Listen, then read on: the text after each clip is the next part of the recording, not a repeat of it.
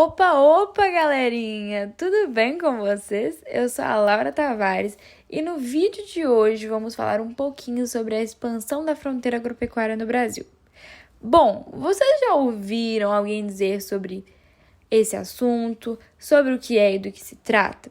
Se não, não tem nenhum problema, porque hoje qualquer dúvida que vocês tiverem vai ser solucionada nesse vídeo. Vocês estão prontos? Já que eu já te falei que hoje você sai daqui sabendo tudo sobre esse assunto, vamos dar uma olhadinha sobre a fronteira agrícola e saber um pouco dessa expressão? Essa expressão é utilizada para designar as áreas de avanço da ocupação de terras para a realização de práticas agrícolas. No caso do território brasileiro, ela existe desde os tempos coloniais, quando se iniciou o avanço territorial sobre a faixa da Mata Atlântica para ampliação das práticas monocultoras, que nada mais é que a referência do plantio de uma única cultura realizada. Agora, ao longo da história brasileira, a fronteira agrícola já passou por diversos estágios. Desde a ocupação da Mata Atlântica, ela disseminou-se no sul do país e, mais recentemente, ocupou toda a região correspondente ao Cerrado brasileiro. Atualmente, ela encontra-se em uma ampla expansão em direção à floresta amazônica. Bom, gente, agora que a gente já deu aquela contextualizada sobre o que é a fronteira agrícola, tem pontos que são importantes a gente compreender.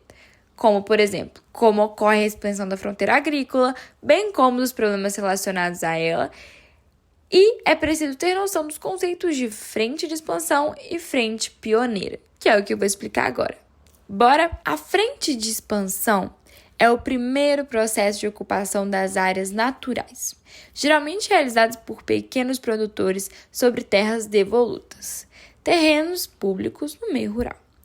Depois de 10 anos da ocorrência dessa ocupação, esses produtores geralmente voltados para a agricultura orgânica e familiar podem recorrer à posse oficial de suas terras por meio de uso capião. Difícil essa palavra, né? Pois é, mas é bom dar uma decoradinha nela.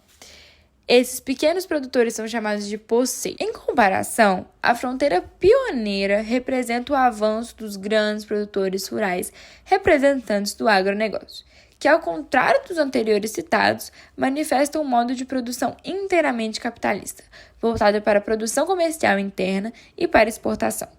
Em muitos casos, essas frentes expandem-se através da grilagem, apropriação ilegal de terras devolutas ou de espaços pré-ocupados pelos poceiros.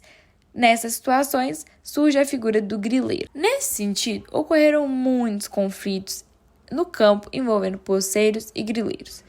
Em alguns casos, a comunidade indígena. Os primeiros ligados ao movimento social do campo foi o MST, Movimento dos Trabalhadores Rurais Sem Terra, e o segundo, geralmente representado pelos grandes latifundiários e empresas rurais.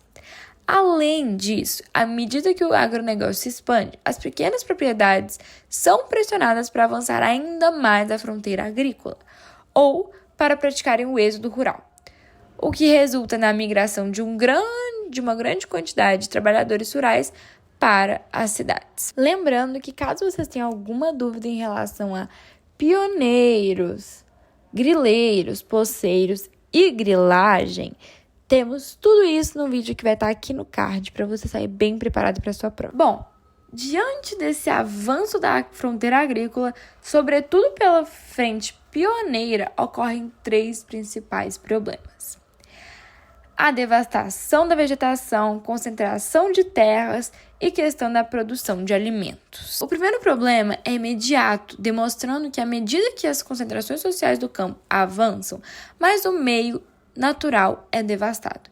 A segunda questão refere-se ao aumento dos latifúndios, uma vez que o tamanho médio das propriedades privadas nas frentes pioneiras é mais elevado do que os terrenos rurais no restante do território nacional, formando verdadeiros impérios no meio agrário. Agora, o terceiro ponto mencionado, a questão da alimentação. Os grandes latifúndios voltam sua produção para o mercado externo, enquanto os gêneros alimentícios básicos são deixados de lado. Vocês sabiam que para o consumo interno no Brasil é realizado pelos pequenos produtores rurais? Porém, temos um problema com a extinção dos pequenos proprietários. E com isso, a cultura alimentar passa a sofrer as consequências. Continuando, o agronegócio intensivo em conhecimento foi organizado com a criação da Empresa Brasileira de Pesquisa Agropecuária, Emprempa, em 1973. Agora, vocês sabiam que o Brasil era inacreditavelmente um país importador de alimentos, tais como milho, arroz, cereais e carne de frango? Porém, a técnica de calagem transformou o solo ácido do cerrado em terras aráveis.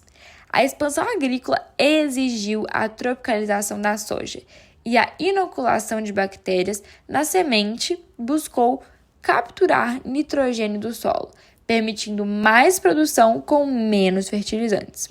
Como resultado, o preço marginal da terra caiu e a mecanização se expandiu.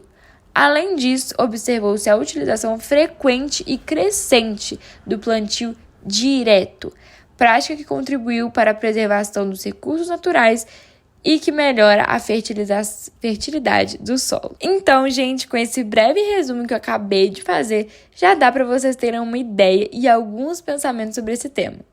Na verdade, assim eu espero, né? E para fechar esse vídeo com chave de ouro, eu espero muito que vocês tenham gostado do vídeo e que tenham aprendido algumas coisas novas, ou apenas relembrado. Não se esqueçam de deixar o like, compartilharem e se inscreverem no canal para não perder os próximos conteúdos. Deixei alguns links de algumas pesquisas que eu fiz para deixar esse conteúdo mais completo para vocês. E vou deixar o link aqui embaixo do slide também, caso vocês queiram acessar o slide e baixarem ele.